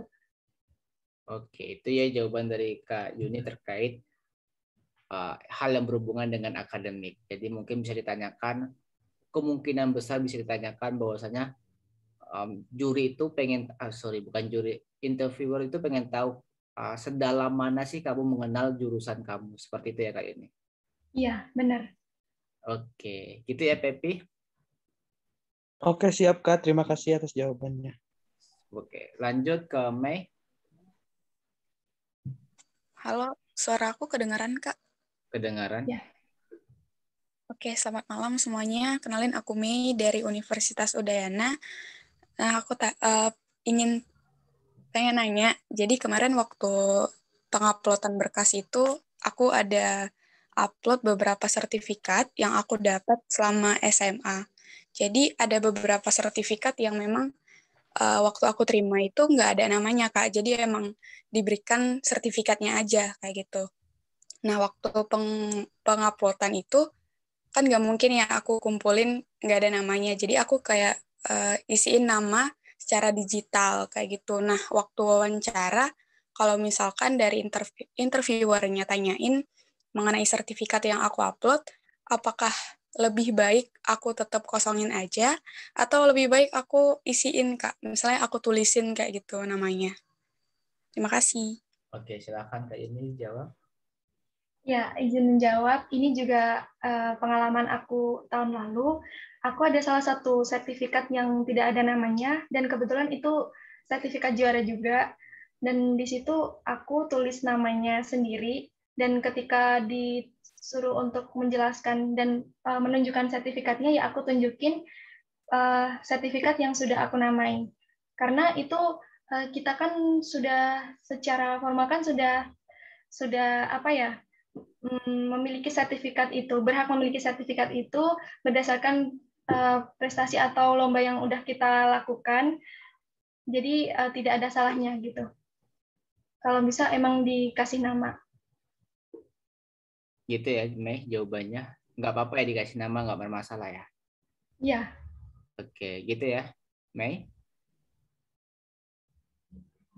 Halo, Mei. Halo. Apakah masih terhubung, Mei?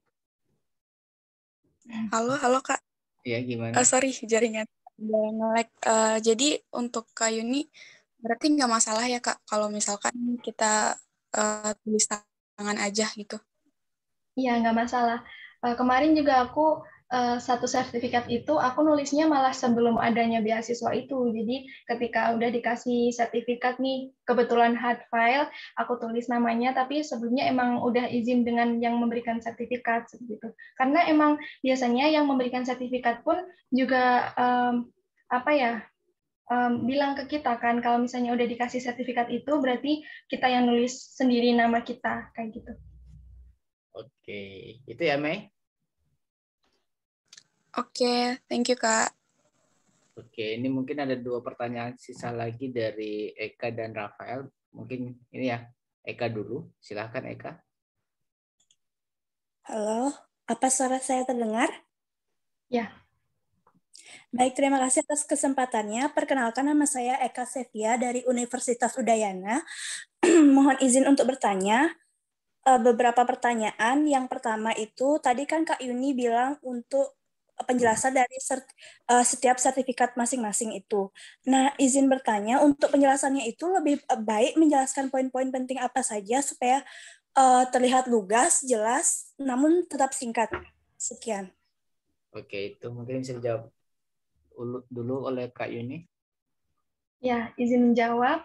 Dari aku kemarin diberikan kesempatan untuk menjelaskan setiap sertifikatnya itu, aku jawab dengan secara singkat. Jadi intinya aja, nggak usah secara gamblang dari awal kamu dapat sertifikat itu, tapi intinya dan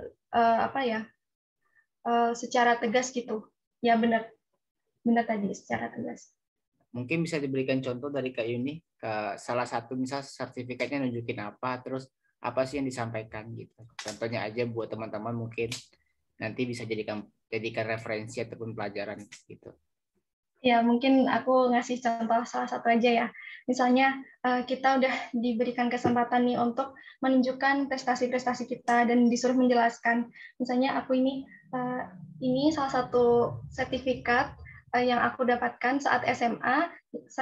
Waktu itu saya mengikuti perlombaan tertentu dan alhamdulillah mendapatkan juara tertentu. Cukup seperti itu sih. Intinya kayak yang ada di sertifikat itu yang dijelaskan. Jadi bukan kayak latar belakang kita mendapatkan sertifikat, tapi yang sudah jelas tertulis di sertifikat seperti itu. Oke. Mungkin itu ya. Baik Kak. Berarti waktu itu posisinya Kakak itu dijelasin setiap sertifikatnya berarti? Ya, kemarin aku disuruh jelasin setiap sertifikat, tapi ketika beberapa sisa terakhir itu dari interviewernya bilang, oke, sudah cukup, seperti itu. Jadi kita nunggu dari arahan dari interviewernya. Ketika masih diberi kesempatan untuk lanjut menjelaskan, ya udah kita lanjutin gitu sampai selesai. Baik Kak, terima kasih. Boleh bertanya lagi? Silahkan.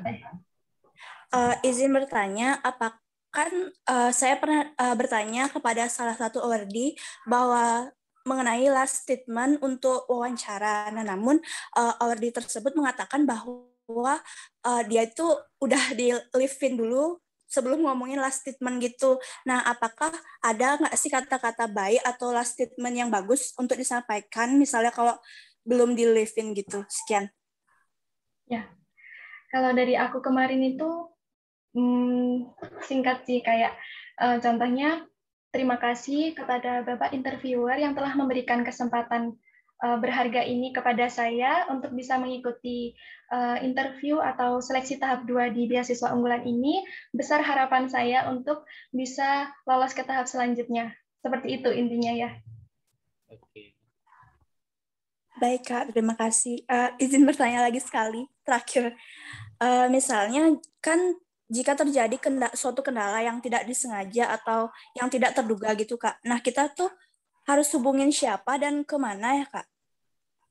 Ya, kemarin itu aku ingat ada aturan sebelumnya kalau misalnya ada kendala-kendala, jangan nyepam lapor di Zoom, tapi ditunggu dulu, ditunggu sampai ada informasi selanjutnya dari sana. Kebetulan aku kemarin pas sampai satu pertanyaan itu tiba-tiba lift sendiri dan sempat grogi juga, takutnya kenapa-kenapa gitu kan, takutnya dianggap gugur atau gimana, tapi alhamdulillahnya itu ketika aku nunggu di room-nya tiba-tiba di breakout lagi sama interviewernya. Jadi kalau terkait kendala yang tidak disengaja, insya Allah itu bisa diselesaikan lah. Semoga. Berarti nanti kita tinggal kembali masuk join lagi ke Zoom-nya, lalu komen gitu Kak? Perlu komen di kolom section-nya, bagaimana? Kalau aku kemarin itu ada kebijakan ya, dari sananya itu untuk kolom chat-nya bilang kalau misalnya ada kendala-kendala, jangan disampaikan di komentar terlebih dahulu. Jadi kita disuruh untuk menunggu ketika sesinya itu udah selesai, nanti bakal diinformasikan lebih lanjut kayak gitu. Oh iya Kak, makasih banyak. Sama-sama. Tapi aku nggak tahu ya untuk aturannya tahun ini itu seperti apa. Mungkin nanti ngikut kebijakan ketika sudah masuk di room-nya itu. Terima kasih Kak. Sama-sama. Oke, pertanyaan terakhir dari Rafael, silahkan. Ya, selamat malam Kak Aris dan Kak Siti. Terima kasih untuk kesempatannya.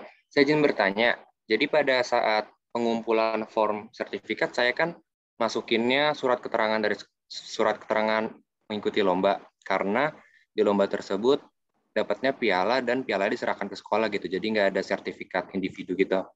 Nah, pada saat wawancara nanti, kalau saya tunjukin hard file surat keterangan mengikuti lomba itu nggak apa-apa kah? Atau gimana? Karena kan yang saya kumpulin surat keterangan, jadi mungkin yang saya tunjukkan saat wawancara nanti surat keterangan itu Kak. Bagaimana Kak? Ya, ditunjukin aja surat keterangannya itu, karena nanti juga bisa dijelasin ketika mendapatkan juara itu, kamu hanya mendapatkan piala dan itu pun diserahkan ke sekolah, seperti itu.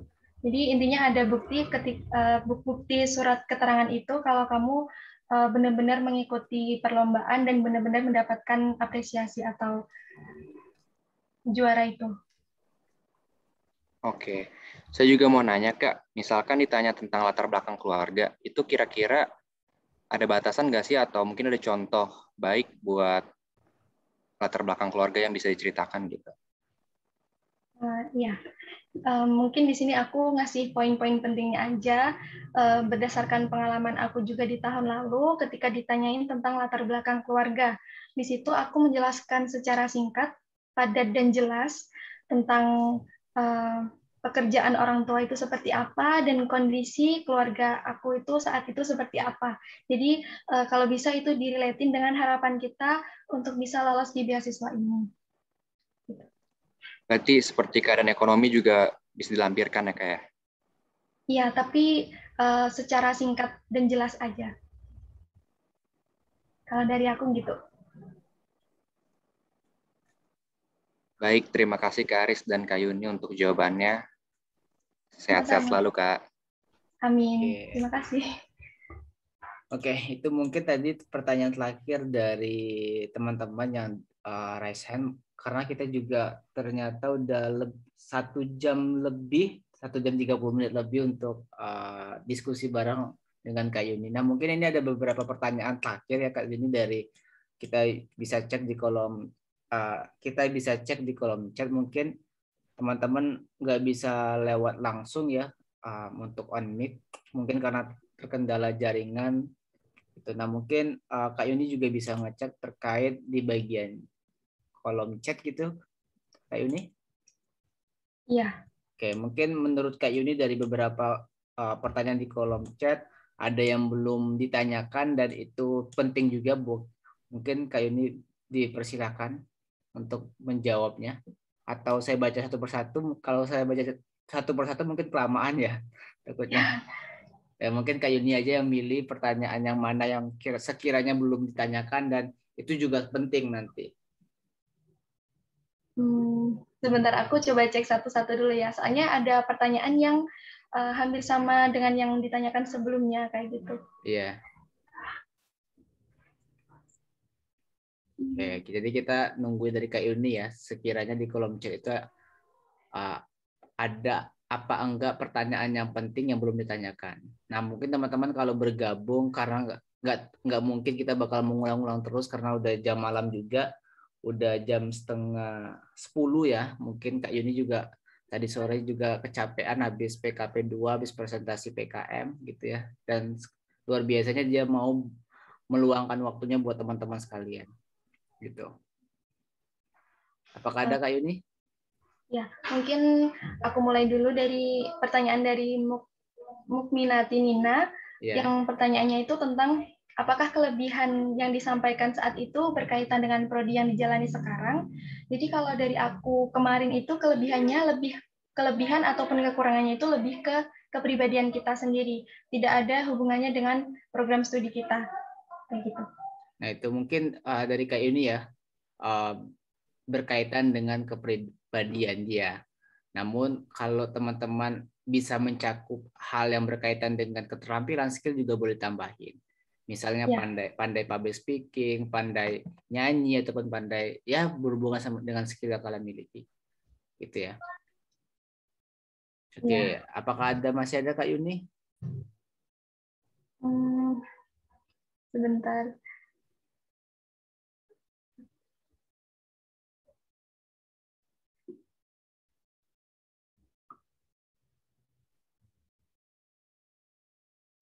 Oh ya, ini ada yang menarik nih pertanyaannya dari Muhammad Alif tentang tadi kan aku bilang ya wawancaranya 45 menit. Kalau boleh tahu di bagian mana Kak yang bikin sampai 45 menit itu? Jadi kebetulan interviewer aku itu beberapa menanyakan dari kelanjutan yang aku jawab sebelumnya. Jadi mungkin dari interviewernya itu pengen tahu lebih lanjut tentang jawaban yang aku berikan sebelumnya. Itu sih yang bikin 45 menit. Tapi lama-kelamaan itu kan awalnya aku kayak ngerasa mungkin grogi iya, tapi akhir-akhirnya itu kayak lebih sharing aja sama interviewer. Jadi lebih enak, enjoy aja pas waktu ditanya-tanya. Kalau boleh tahu itu berhubungan dengan pertanyaan apa ya Kak Yuni yang paling panjang? Berhubungan dengan program studi dan permasalahan tadi serta problem solving-nya apa. Oke, itu berarti berhubungan dengan akademik ya berarti ya poinnya ya? Ya. Oke, apakah masih ada menurut Kak Yuni yang ingin dijawab di kolom chat?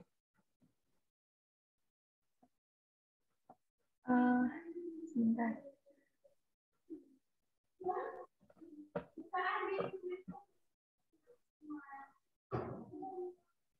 Oh ya, ini satu lagi dari Fauzia Erbin yang katanya kebetulan nih satu regional juga dari Ponorogo. Boleh banget ketika nanti mau tanya-tanya lebih lanjut sama aku, tapi kalau terkait pertanyaan menyertakan sertifikat bahasa,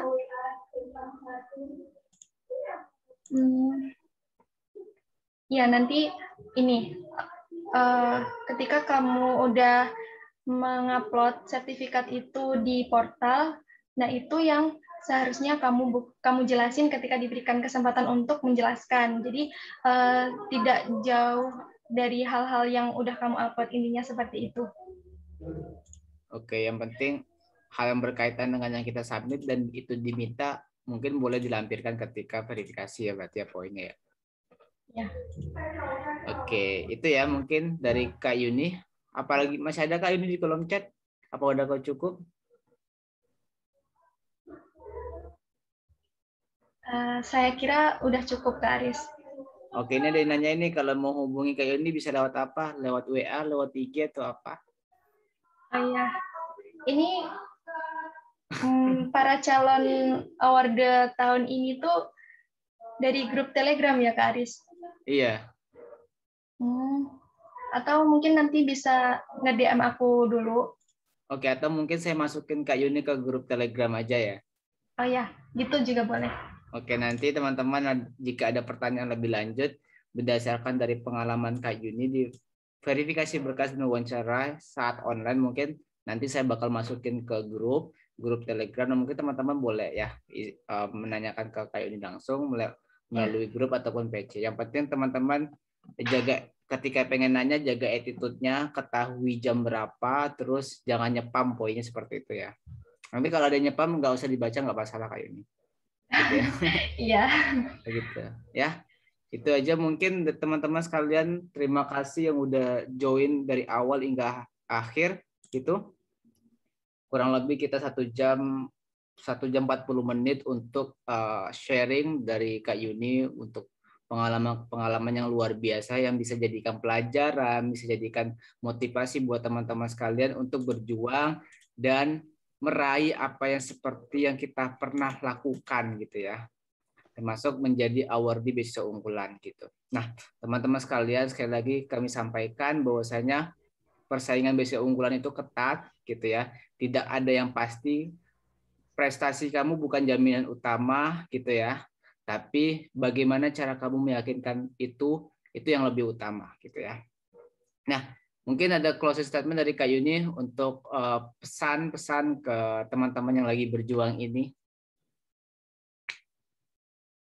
Ya, baik. Terima kasih Kak Rian atas kesempatan berharga ini. Jujur aku sangat senang banget. Mungkin salah satu dengan cara ini aku bisa sharing-sharing, berbagi ilmu, pengalaman yang aku dapetin ketika waktu itu aku juga sama posisinya dengan kalian, berjuang di beasiswa unggulan. Jadi intinya dari aku tetap semangat, tetap optimis, jangan ada insecure lagi, karena ketika kita kayak merasa wah kayaknya ada yang lebih lebih tinggi dari kita, karena kalau dari aku pribadi kita punya kemampuan masing-masing, punya kelebihan masing-masing, dan dengan adanya itu kita maksimalin, kita buktikan kepada interviewer ataupun kepada orang lain kalau kita tuh bisa, kita mampu, dan tetap semangat pokoknya. Jangan lupa juga jaga kesehatan, karena ketika interview itu tidak hanya dipersiapkan secara teoritis, tetapi juga mental dan juga kesehatan.